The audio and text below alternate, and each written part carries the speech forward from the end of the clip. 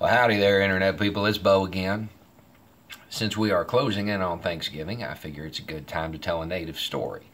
I'm not going to tell you the story of Thanksgiving, Pilgrims, John Smith, none of that. You know all that stuff. I'm going to tell you a different one.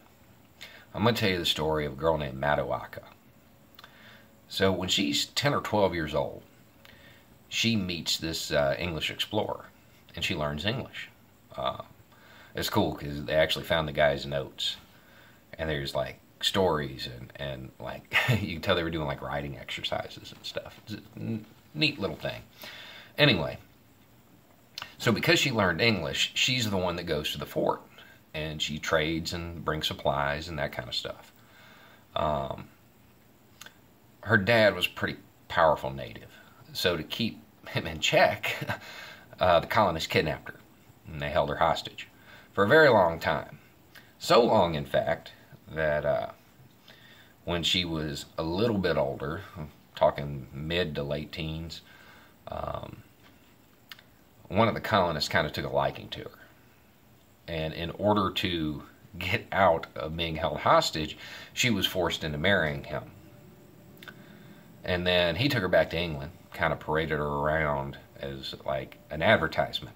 Said, see, look, the colonies aren't that bad. Here's a civilized savage.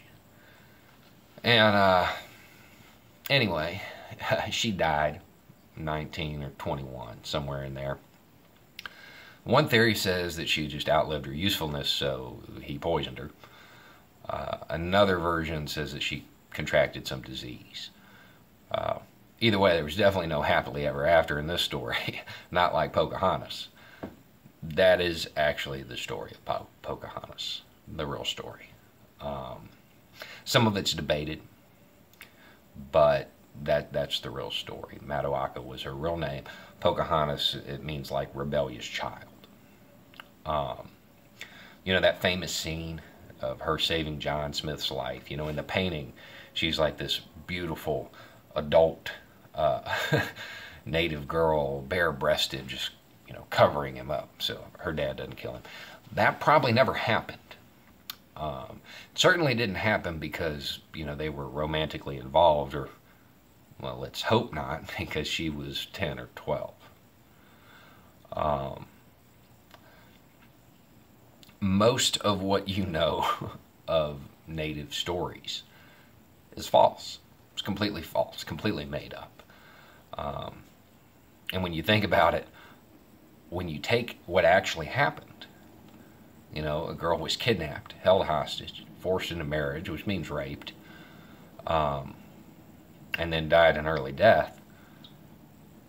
All of a sudden, the fact that that got turned into a love story, it makes sense why natives are like, don't wear that as a Halloween costume. But that's what happens to every native story. There's two storylines in popular culture when it comes to natives. There's the good native, the understanding native who understands that white people are there, you know, to be their saviors and to civilize them, who buddies up to them, and somehow that relationship saves the tribe. Or somebody leaves the tribe or the res, goes and becomes civilized, and then comes back and saves everybody. There's not a whole lot of stories about natives just being native. There's always that interjection of the white savior. My favorite version of the guy who leaves and then comes back is the one where, I can't remember the name of the movie now, but the guy, he leaves, becomes an FBI agent. And he comes back, and it's at a reservation that is clearly meant to be Pine Ridge. And he's the hero. He saves the day. And it's funny. If you ever talk to a native activist and ask them how the FBI treats them, especially one from Pine Ridge, you're probably going to get a different story. You could ask Leonard Peltier how he feels about it, but you're going to have to write him at Coleman Prison. It's a federal prison. The FBI put him there. He's been there a couple decades for something it's pretty clear he probably didn't do, at least not to the extent they're saying. Anyway, it's this holiday is one of those holidays. It's a good time to bring it up. and just kind of remember that most of what you know of Native culture, Native myths, Native stories, is pretty much completely fabricated. Not a whole lot of it's true in popular culture. Anyway, y'all have a nice night. It's just a thought.